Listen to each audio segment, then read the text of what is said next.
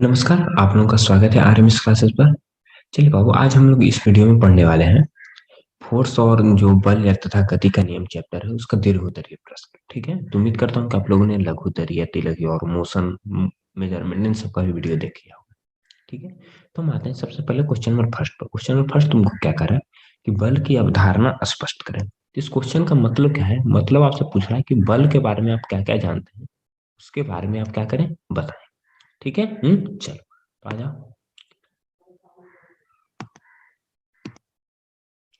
अब यहाँ पर जाओ। तो बल क्या होता है? तो बल जनरली जानते हो आप कि किसी भी वस्तु को, कोई मान लीजिए कि कोई वस्तु है, तो इसको या तो हम बल कुछ कोई लगा करके या तो इसको हम गति में ले आए, नहीं तो ये गति में है, इसको हम क्या कर लें, रेस्ट में ले आए। ठीक है, उसी को हम क्या कहते हैं, बल कहते हैं। ठीक है, उसी भौतिक राशि को हम क्या कहते हैं, बल कहते हैं। तो बल का क्वालिटी क्या क्या होता है? तो बल का क्वालिटी क्या होता है? बल या बल का जो समूह है किसी वस्तु पर लगकर तीन कार्य कर सकता है, यानी तीन पॉइंट तुमको दे सकता है। ठीक है, फर्स्ट पॉइंट क्या दे सकता है कि बल या बलों का समूह किसी वस्तु की चाल में परिवर्तन ला सकता है। सबसे इंपॉर्टेंट पॉइंट है कि इस वस्तु क्या करता है, वह चाल में परिवर्तन लाता है। अभी हमने देखा फिर क्या करता है, वो गति की दिशा में परिवर्तन करता है। जैसे मान लिया कि सपोज कर कोई एक आदमी है जो क्या जा रहा है, वो साउथ डायरेक्शन में जा रहा है। ठीक है, साउथ डायरेक्ट मतलब समझो कि यहाँ पर पूर्व पूर्व दिशा में जा रहा है। ठीक है, साउथ ऐसे ऊपर नीचे हो जाएगा। तो ऊपर पूर्व की दिशा में जा रहा है, इस पर हम फोर्स लगा दें। मान लें कि हम इस पॉइंट से इस पर फोर्स लगाए और इसका डायरेक्शन चेंज हो गया, क्या पूर्व से लेकर क्या हो गया, यह दक्षिण हो गया। यानी क्या करें, इस पर हम यदि बल लगा कर इसका क्या कर सकते हैं, हम दिशा चेंज कर सकते हैं। फिर क्या कह रहा है कि बल या बल का समूह किसी वस्तु का कृत्य बदल सकता है। जैसे समझ लो कि यहाँ पर हम क्या करें, यहाँ पर एक तरबूज रखा हुआ है। ठीक है, इस तरबूज पर मैंने 10 न्यूटन के फोर्स लगाकर उसके हथौड़ा से बार किया तो क्या हो गया, तरबूज फट जाएगा ना। ठीक है, तो फट जाएगा क्या, यहाँ इसका शेप में क्या होगा, चेंजिंग।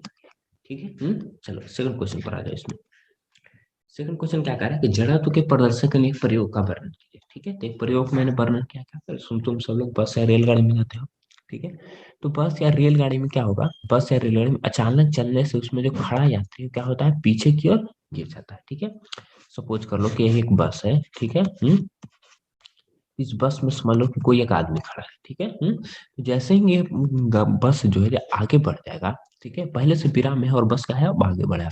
तो ठीक क्या हो जाएगा, वस्तु तो विराम में ही रह जाएगा ना, और बस क्या हो जाएगा, मोशन हो जाएगा। तो इसलिए जो है जो यात्री है जो कहाँ चला जाएगा, पीछे की ओर, उसका मूवमेंट क्या हो जाएगा, पीछे की ओर। कैसे हो जाएगा, फिर से हम एक बार समझने का प्रयास करते हैं कि बस जो है जो विराम में है, तो विराम में है तो वस्तु भी विराम में रहना चाहेगा। ठीक है, जड़त्व के नियम से तुम जानते हो कि यदि कोई गति में है तो गति की अवस्था में रहना चाहता है, विराम में है तो वह विराम की अवस्था में रहना चाहता है।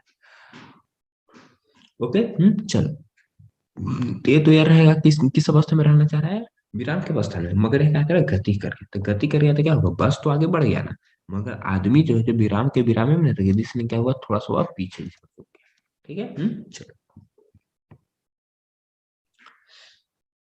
तब यहाँ पर तो इसका एक्सप्लेनेशन है, तो एक्सप्लेनेशन में कि जब भी बस या रेलगाड़ी रुकने के बाद एकाएक चलना शुरू करती है तो क्या, तो उस पर जो सवार व्यक्ति है उसके पैरों और फर्श के बीच घर्षण के कारण पैर भी चलना शुरू कर देते हैं। ठीक है, जबकि शरीर का जो ऊपरी भाग वो क्या होता है, जड़त्व के कारण विराम की अवस्था में ही बना रहता है।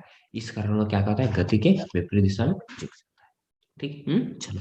ठीक है, वो पैर जो है, जो गाड़ी से कांटेक्ट में रहता है तो जल्दी से क्या कहेगा, ये जैसे ही गति में है तो ये भी गति में आगे, हमारा ऊपरी भाग क्या हुआ, हमारा जड़ा के कारण क्या रह गया, विराम में ही न रह गया, विराम में।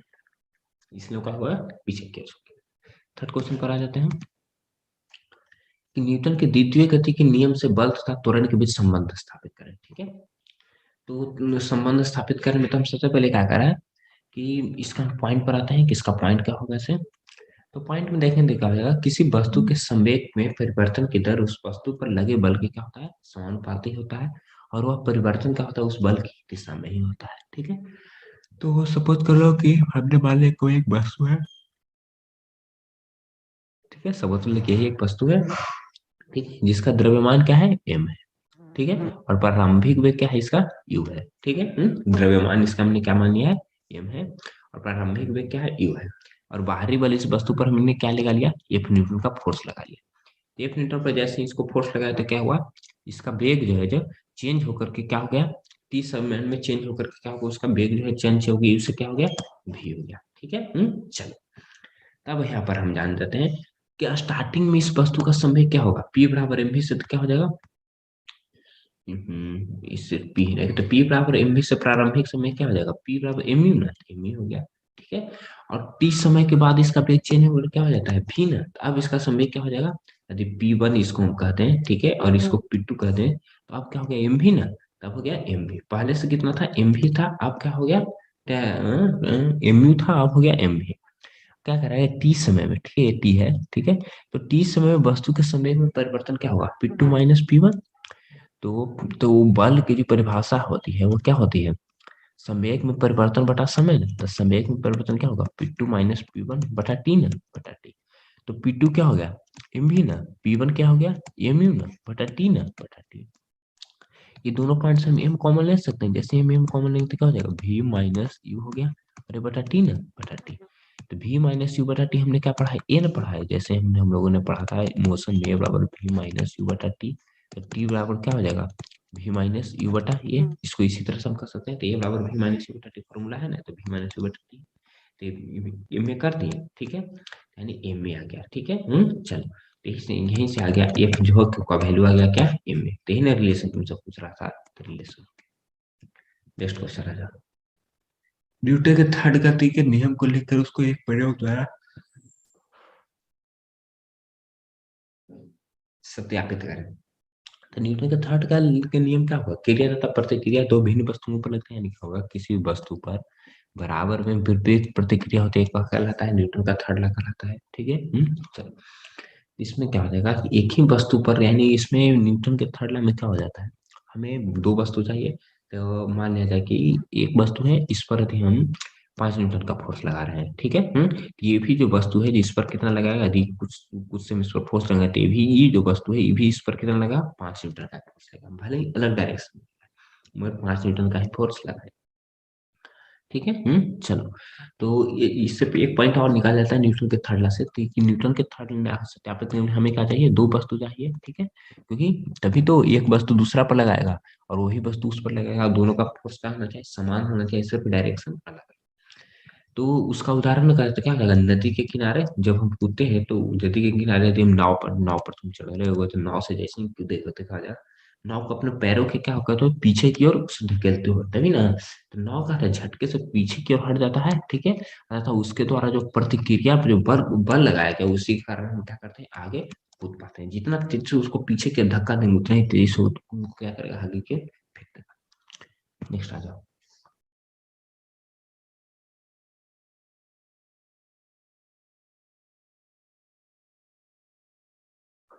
नेक्स्ट आ जाता है संवेग संरक्षण के सिद्धांत पर। तो संवेग संरक्षण के सिद्धांत तुमको क्या कर रहा है, संवेग संरक्षण का सिद्धांत क्या होता है, तुम सब लोग जानते हो कि क्या होता है, कि इसमें भी अगेन क्या हो जाता है, टकराने के पहले जितना भी मोमेंटम होगा उतना ही होगा क्या, मोमेंटम टकराने के बाद। तो इसका कहने का मतलब क्या है, यदि हम पॉइंट पर यदि समझना चाहें तो क्या होगा, जैसे ही मान लिया जाए कि कोई एक दो वस्तु ले, एक वस्तु ये हो गया, एक वस्तु हो गया, ठीक है, ये मान लें कि एम है, इसका भी मास हो गया, ठीक है, एम वन, इसका मास क्या हो गया, एम टू, ठीक है।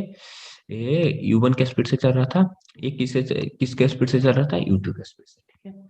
तो कुछ देर के बाद एक ये क्या हो गया, चलते रहा, ये का डायरेक्शन क्या है, ऐसे है, ये का डायरेक्शन क्या है, सॉरी, ये का डायरेक्शन है, दोनों की एक ही नहीं कर रहा है, एक ही सरल रेखा पर गति कर रहा है, ठीक है। दोनों का डायरेक्शन एक ही है, पर सपोज कर लेते हैं इसका जो डायरेक्शन है क्या है, अलग है, ठीक है। मतलब इसका जो स्पीड है क्या होगा, ज्यादा तेज होगा, तो क्या हो जाएगा, दोनों पॉइंट पर एक जगह जगह पर आकर के टकराएगा, टकराने के बाद फिर क्या होगा, दोनों साइड हट जाएगा, ठीक है।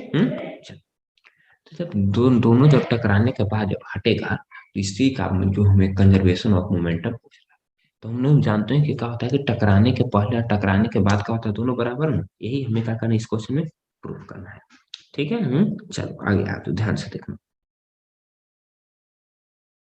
हम लोग आ जाते हैं कि इसको हम कैसे प्रूफ कर पाएंगे, जो होता है सम्यक संरचना कि टक्कर के पहले जितना होगा उतना ही टक्कर के बाद होगा। तो इसके लिए हम क्या करते हैं, इस वस्तु को हम ये नाम देते हैं, इस वस्तु को हम क्या नाम देते हैं, डी देते हैं। कि इसका जो मान लेते हैं कि टक्कर के बाद इसका वेग क्या हो जाता है, इसका सपोज कर लो कि V1 हो जाता है, इसका सपोज कर लो कि क्या होता है, V2 हो जाता है, ठीक है। तो पहले एक आदि हम संवेग निकालें टक्कर के पहले, तो क्या हो जाएगा इसका संवेग, M1U1 हो जाएगा, ठीक है। और बी का जो संवेग निकालना चाहे टक्कर के पहले, सपोज कर लो कि बी का, तो इसका क्या हो जाएगा, M2U2 नहीं, M2V2, ठीक है। और एक का टक्कर के बाद, ठीक है, टक्कर के बाद क्या हो जाएगा, M1V1 ना, M1V1, और इसका क्या हो जाएगा, M2V2 ना, M2V2। ठीक है।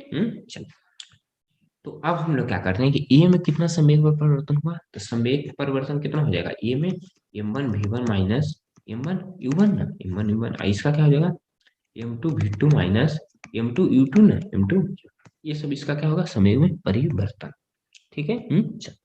चलो, तो इसमें क्या आ गया, इसमें तो हमने संवेग संरक्षण का सिद्धांत में यहाँ पर था, तो फिर टेक्निकल कुछ इशू आ गया था बाबू, तो फिर से नया वीडियो स्टार्ट करना पड़ा है। तो हम लोग कहाँ पर थे, तो यहाँ पर थे कि जहाँ से ए ए, ए, ए का जो संवेग था कितना था, m1v1 था, और बी पर क्या था m2v2, और चेंजिंग मतलब कि एक पर संवेग में परिवर्तन वस्तु ए पर कितना आया था, तो कितना आ गया था m1v1 माइनस m1u1, और बी पर कितना संवेग में परिवर्तन आ गया था m2v2 माइनस m2। ठीक है। ये तो हमने संवेग परिवर्तन निकाल लिया। ठीक है? अब हम जानते हैं बाबू कि जो जो वस्तु है, ठीक है, तो जब दोनों वस्तु टकराएगी तो दोनों पर न्यूटन के थर्ड लॉ के कारण ही फोर्स लगेगा। ठीक है। और न्यूटन के थर्ड लॉ क्या बताता है कि एक वस्तु जो है जितना इस पर लगा रहा होगा फोर्स, ठीक है, ये वस्तु जो है जितना इस पर फोर्स लगा रहा होगा उतना ही ये वस्तु भी इस पर फोर्स लगा रहा होगा। ठीक है। तो यहाँ से भी हम निकालना चाहें तो हम क्या लिख सकते हैं लैंग्वेज में, लैंग्वेज में लिखने को तो एक नया स्लाइड बना, तो हम लैंग्वेज में लिखना चाहें तो क्या हो जाएगा एफ, ये एफ ऑफ ए, ये जो है जो बी पर जितना फोर्स लगा रहा है उतना ही लगाएगा बी भी ए पर। ठीक है। मगर दोनों का डायरेक्शन अलग हो जाए। ठीक है। यदि हम इसको प्लस में लेते हैं, ठीक है, यदि सपोज करो कि एफ ए वाला को प्लस में तो इसको माइनस में लेना पड़ेगा, यदि इसको हम प्लस में रखते हैं तो इसको। ठीक है। तो इसमें हम इसको हम यानी सेकंड पार्ट का एफ बी बी जो कि ए पर कितना फोर्स लगा इसको हम क्या कर लें माइनस में। ठीक है बाबू। है चलो, तो नेक्स्ट पॉइंट पर आते हैं, नेक्स्ट टॉपिक पर आ जाते हैं। एफ ऑफ ए ना, तो ए बी पर कितना फोर्स लगा कि हम निकाल लेते हैं, तो इसका क्या हो जाएगा, मैंने क्या निकाला है, ये क्या है m1v1 माइनस m1u1 ना, यहाँ से निकाल लो। तो फोर्स ऑफ ए अभी हम लोग पढ़ाते क्या होता है, change in momentum by time taken ना, तो चेंज इन मोमेंटम इसका क्या है m1v1, तो m1v1 माइनस m1u1 ना, अब बटा t, अब बराबर हो जाएगा माइनस इसका क्या हो जाएगा m2v2 ना, और माइनस m2u2। ठीक है। और बटा इसका भी क्या हो जाएगा टाइम t ना, तो t से t तो कैंसिल आउट हो जाएगा, दोनों तरफ है ना, t से t कैंसिल आउट होगा। आगे बढ़ जाते हैं तो क्या हो जाएगा m1v1 माइनस m1u1, अब बराबर क्या हो जाएगा m2v2, और प्लस क्या हो जाएगा m2u2 ना। अब हम क्या कर लेते हैं, इस पार्ट को हम इधर ले आते हैं, इस पार्ट को हम इधर लेकर चल जाते हैं तो क्या हो जाएगा m1v1, और प्लस क्या हो जाएगा m2v2, और बराबर क्या हो जाएगा m2u2, और प्लस क्या हो जाएगा m1। ठीक है। यही नहीं हो जाएगा अब कि जितना टकराने के पहले मोमेंटम होगा उतना ही टकराने के बाद होगा। चेक कर रहे हो, देख लो m1u1 sorry m1v1 plus m2v2, अब बराबर हो गया m2v2 प्लस प्लस m1। यही नहीं है, यही संवेग संरक्षण का सिद्धांत। ठीक है। इसको सजा के लिखना चाहो तो लिख लो m1u1 प्लस m2u2, अब बराबर हो जाएगा m1v1 प्लस m2। ठीक है। यही तुमको संवेग संरक्षण का सिद्धांत है। ठीक है।